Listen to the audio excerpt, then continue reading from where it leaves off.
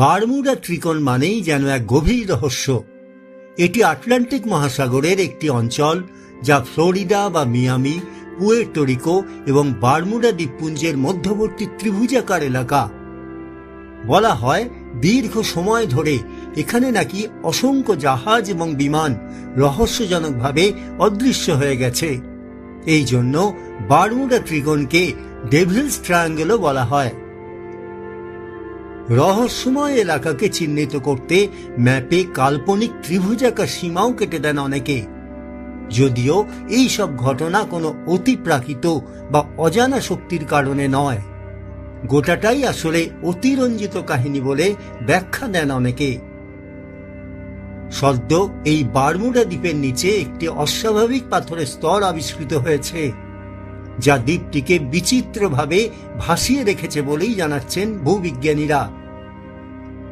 Geophysical research letter সাময়িকীতে প্রকাশিত একটি গবেষণার উল্লেখ করে এই তথ্য দিয়েছে iflscience.com।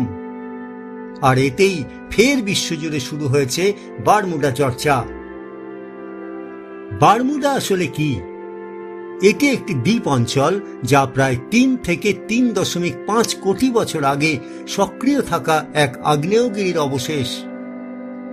কিন্তু আশ্চর্যের বিষয়, এমন ক্ষেত্রে অন্যান্য আগ্নেয় দ্বীপের যে পরিচিত বৈশিষ্ট্যগুলো দেখা যায়, বারমুডায় তার অনেকটাই অনুপস্থিত।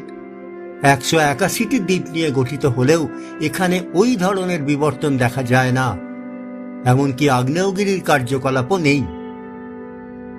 বিজ্ঞানীদের ধারণা, বারমুডার নিচে এমন এক স্তর রয়েছে যার ঘনত্ব উপরের ম্যান্টলের তুলনায় প্রতি ঘনমিটারে প্রায় 50 কিলোগ্রাম কম, অর্থাৎ প্রায় 1.5% হালকা। এই স্তরটি প্রায় 20 কিলোমিটার পুরু, যা অন্যান্য দ্বীপের নিচে দেখা স্তরের তুলনায় প্রায় দ্বিগুণ। প্রশ্ন হল, কেন এখানে এত পুরু ও কম ঘনত্বের একটি স্তর তৈরি হলো? কেন পৃথিবীর আর কোথাও এমনটি দেখা যায় না? এই স্তরের উৎস স্পষ্ট না হলেও ভূতত্ত্ববিদরা ভাবছেন অন্যভাবে। তাঁরা মনে করছেন এই আবিষ্কারটি বারমুডা ও বিশ্বের অন্যান্য আগ্নেয় দ্বীপগুলোর মধ্যে যে পার্থক্য, তা নিয়ে ভূতত্ত্ববিদদের কয়েক দশকের ধাঁধার ব্যাখ্যা দিতে পারে।